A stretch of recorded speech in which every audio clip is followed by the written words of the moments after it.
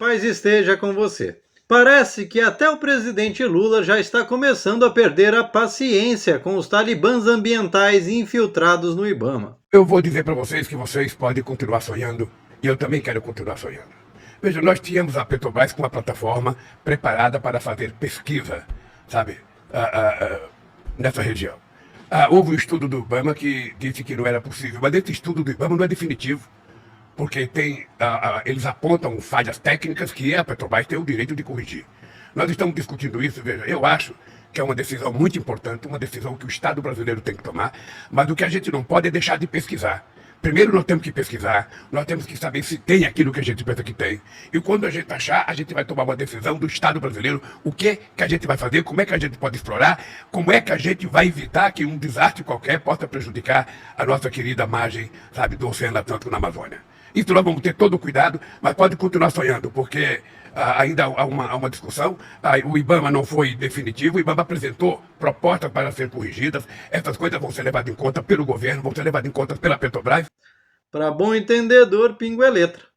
Seja no caso do petróleo na foz do Amazonas, seja na repressão e retaliação anacrônicas à criação em cativeiro comercial e legalizada de espécies nativas para abastecer o mercado PET, nacional e internacional, que reduz a demanda pelo tráfico de animais e traz divisas ao país e assim evita a evasão de riquezas nacionais, seja na histeria em impedir a utilização de recursos estratégicos ao país, como as jazidas de potássio essenciais para eliminar a dependência externa de fertilizantes e que, com isso, contribuem para o aumento da produtividade em áreas já agricultáveis, reduzindo assim a pressão pelo desmatamento irresponsável e outras tantas situações. O que se vê é um extremismo ideológico e interesseiro dentro do Ibama, não raro alimentado e supostamente financiado por interesses estrangeiros, que visam impedir, por meio da ideologia e da propaganda disfarçada de tecnicismos,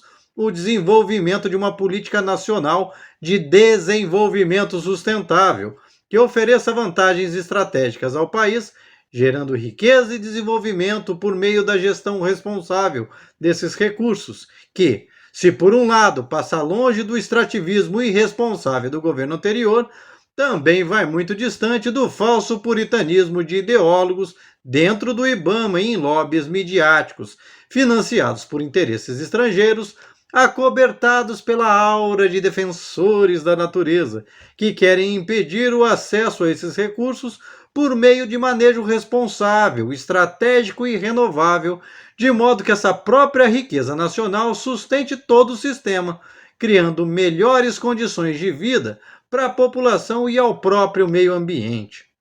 Dessa maneira, os países do norte global que praticamente extinguiram suas riquezas com a exploração insustentável no passado, como os países europeus e que por isso encontram-se nesse momento, numa posição de clara desvantagem em relação aos países do sul global, como América Latina, África e Oceania, que possuem essas riquezas, utilizam o álibi de um problema real, que é o aquecimento global, para tentarem, por meio da ideologização e pânico moral, usarem o aquecimento global como pretexto para impedir os países que dispõem dessas vantagens competitivas, dos quais se destaca o nosso Brasil, de se beneficiarem dessas vantagens, ainda mais se o fizerem de modo sustentável, como vem sendo proposto pelo presidente Lula.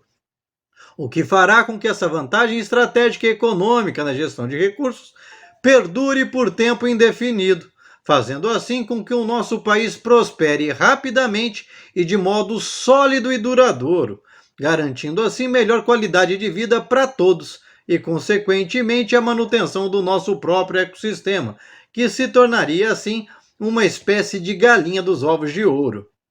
Não à toa, esses países que acabaram com seus próprios recursos utilizam ONGs de fachada para distribuírem dinheiro a qualquer pseudo-intelectual ou burocrata de órgãos ambientais do país que se dispõe ao discurso vazio de que a única forma de se preservar seria nunca tocar, isolar nossas florestas, jazidas, nossa fauna, numa redoma, Tal a figura dos santuários que você sabe que existe, mas não pode nem chegar perto, porque como ser humano você seria impuro, um pecador, que só se aproximaria para destruir aquela obra divina. Entretanto, esquecem que o homem não é um ser à parte da natureza e que o manejo correto faz sim prosperar a vida, diferente dessa mentalidade preguiçosa que vira as costas e deixa cada coisa engolir uma outra.